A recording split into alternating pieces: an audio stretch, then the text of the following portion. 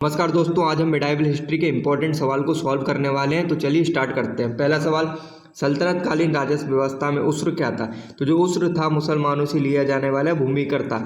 अच्छा, गैर मुस्लिम धार्मिक कर कौन सा? तो जजिया था। और मुसलमानों पे धार्मिक कर था जकात।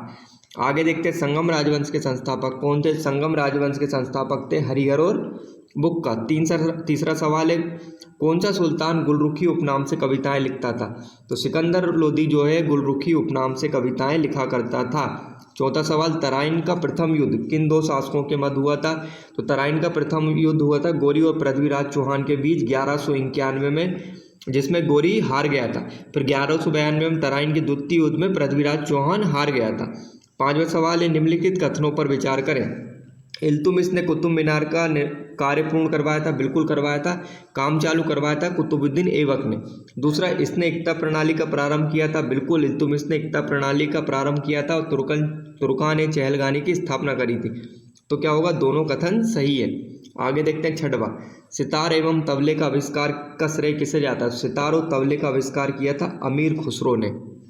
सातवां सवाल, किस सुल्तान को बाजार मूल्य नियंत्रण प्रणाली के लिए जाना जाता है? तो अलाउद्दीन खिलजी को बाजार मूल्य नियंत्रण प्रणाली के लिए जाना जाता है। किस सुल्तान को लाल बख्श भी कहा जाता है? तो लाखों का दानी लाल बख्श किसे कहते हैं? ऐबक को कहते हैं। आगे देखते हैं नौवां सवाल, मोहम्मद बिन तुगलक द्वारा स्थापित आमीर कोई विभाग का संबंध है। तो आमीर कोई विभाग का संबंध कृषि से। मोहम्मद बिन तुगलक को पागल, स्वप्नशील और रक्त पिपासु भी कहते हैं। 10वां सवाल, तुगलक वंश का संस्थापक कौन था? तुगलक वंश का संस्थापक जो था गाजी मलिक और गयासुद्दीन तुगलक था। 11वां सवाल, मध्यकाल में 24 कष्टदायक करों को समाप्त कर केवल 4 कर किसने लगाए थे? तो वो फिरोज शाह तुगलक ने 24 कष्टदायक कर को समाप्त करके जजिया, जकात, खराज और खुम्स, ये 4 टैक्स लगाए थे। आगे देखते हैं, कश्मीर का अकबर किस शासक को कहा जाता है? तो कश्मीर का अकबर कहते हैं हम जैन उल आबदीन को। फिर असम में भक्ति आंदोलन का प्रचार प्रसार किसने किया था?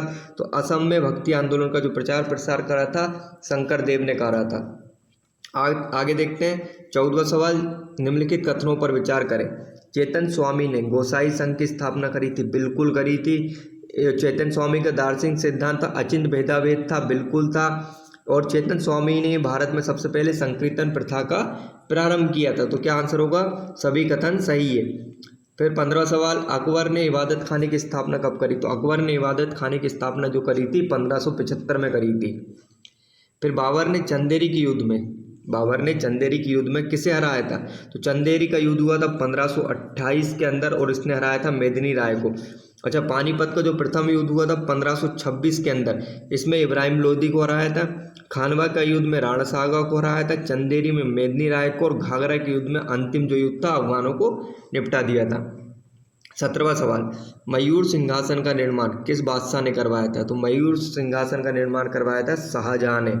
ठीक है, अब आगे देखते हैं 18वां सवाल, औरंगजेब ने बीबी के मकबरे का निर्माण कहाँ करवाया? तो औरंगजेब ने बीबी के मकबरे का निर्माण औरंगाबाद, महाराष्ट्र में करवाया था। 19वां सवाल, दीवान रियासत का मुख्य काम क्या था? तो दीवान रियासत विभाग की स्थापना करी थी अलाउद्दीन खिलजी ने और इसका काम था व्यापारी वर्ग पर नियंत्रण रखना। शिवाजी के आध्यात्मिक गुरु कौन थे? तो शिवाजी के आध्यात्मिक गुरु थे रामदास। 21वां सवाल, नादिर शाह के आक्रमण के समय दिल्ली का शासक कौन था? तो नादिर शाह के आक्रमण के समय जो दिल्ली का शासक था वो मोहम्मद शाह था। फिर शिवाजी द्वारा गठित अष्टप्रधान के सदस्य चिटनिस का प्रमुख कार्य क्या था? तो चिटनिस का प्रमुख कार्य था राजकीय पत्रों को समझना। अष्टप्रधान जो शिवाजी के थे, अष्टदिग्गज जो कृष्णदेव राय के थे और नवरत्न जो थे अपने चंद्रगुप्त द्वितीय के शासनकाल में थे।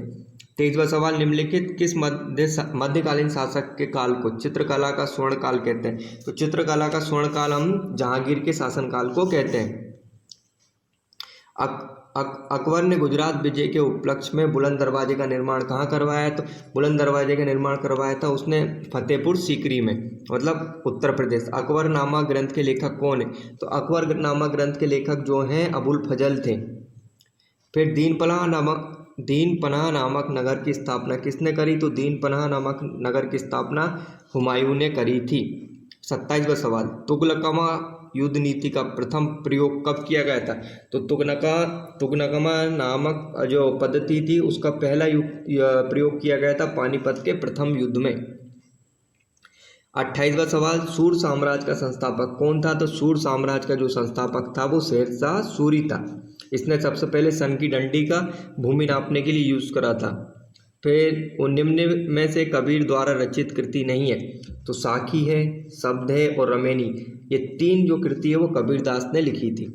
फिर 30वां सवाल, निपक नामक आंदोलन किसने चलाया? तो निपक नामक जो आंदोलन चलाया था वो दादू दयाल जी ने चलाया था।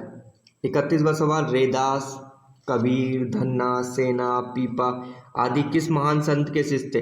तो ये जो थे रामानंद के शिष्य थे। रामानंद को इस कारण जाना जाता है कि इन्होंने जाति बंधनों को सबसे पहले तोड़ दिया था। चिश्ती सिलसिले का मुख्य केंद्र कहाँ था? तो चिश्ती सिलसिले का मुख्य केंद्र था अजमेर और निजामुद्दीन औलिया दिल्ली में। 33वां सवाल, निम्न में से किस सूफी संत की रचनाएं गुरु ग्रंथ साहिब में देखने को मिलती है? तो बाबा फरीद की रचनाएं गुरु ग्रंथ साहिब में हमें देखने को मिलेगी। दीवाने अर्ज नामक सैन्य विभाग की स्थापना किसने करी थी? दीवाने अर्ज नामक सैन्य विभाग की स्थापना करी थी बलबन ने। बलबन को उसकी रक्त एवं लोह की नीति के लिए जाना जाता है और उसने तुर्कान चहलगानी भी निपटा दी, समाप्त कर दिया था। गुलाम वंश का अंतिम शासक कौन था? तो गुलाम वंश का अंतिम शासक था शमसुद्दीन कैमूर। संस्थापक कौन था? कुतुबुद्दीन ऐबक। रेहला नामक पुस्तक का लेखक कौन था?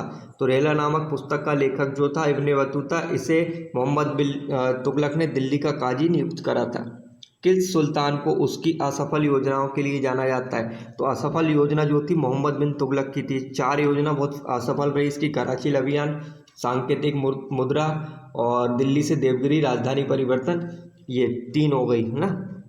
अगला देखते, सांकेतिक मुद्रा का प्रचलन किस मध्यकालीन शासक ने किया? तो सांकेतिक मुद्रा का प्रचलन करा था मोहम्मद बिन तुगलक ने और इसी के कारण इसे प्रिंस ऑफ मनियर्स भी कहा जाता है। 39वां सवाल, स्त्रियों के पीरों तथा संतों की मजार जाने पर मुसलमानों के ताजिया निकालने पर किसने प्रतिबंध लगाया? तो सिकंदर लोदी ने ये प्रतिबंध लगाए थे कि संतों की मजार पर महिलाएं नहीं जाएगी। 40वां सवाल, सल्तनत काल में पूर्णतः केंद्र के नियंत्रण में रहने वाली भूमि को क्या कहा जाता था? तो खालसा भूमि जो थी वो पूर्णतः केंद्र के नियंत्रण में रहती थी। 41वां सवाल, विजयनगर साम्राज्य की मुद्रा को क्या कहते हैं? विजयनगर साम्राज्य की मुद्रा को कहते हैं पेगोड़ा।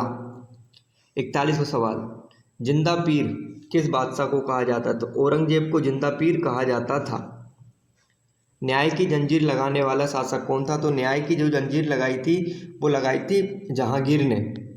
नित्यदूरा नामक जड़ों का काम किस इमारत में सबसे पहले देखने को मिलता है? तो एतमादौला का मकबरा में सबसे पहले हमें पित्तदूरा जो डिज़ाइन होती है ना, बीच बीच में हम देखते कांच वगैरह लगे रहते हैं, उस तरीके की। हल्दी घाटी का युद्ध किस वर्ष हुआ था? तो हल्दी घाटी का युद्ध हुआ था 18 जून 1576 में हल्दी घाटी का युद्ध हुआ था। निम्नलिखित कथनों पर विचार करें। तुर्कान ए चहलगानी का विनाश बलबन ने किया था, बिल्कुल किया था। स्थापना कौन ने करी थी? स्थापना करी थी इल्तुतमिश ने।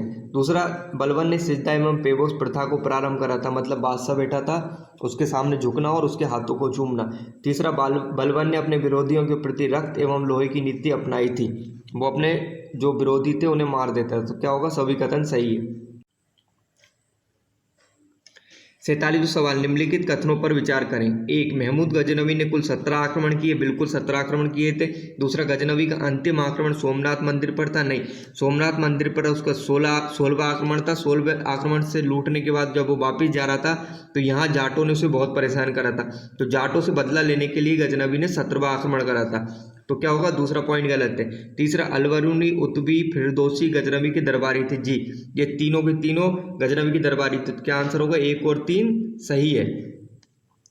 48वां सवाल, बगदाद के खलीफा से सुल्तान पद की स्वीकृति प्राप्त करने वाला पहला शासक कौन था?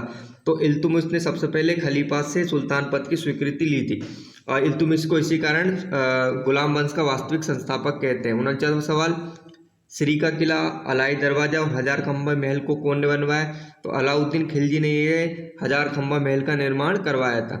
50वां सवाल, किस मध्यकालीन शासक ने खलीफा खुद को मतलब खलीफा की उपाधि दे दी? तो मुबारक खान ने अपने आप को खलीफा की उपाधि दे दी थी। अगर वीडियो अच्छी लगी तो प्लीज़ लाइक करिएगा और बहुत ज़्यादा अच्छी लगेगी तो चैनल सब्सक्राइब करते हुए जाइएगा।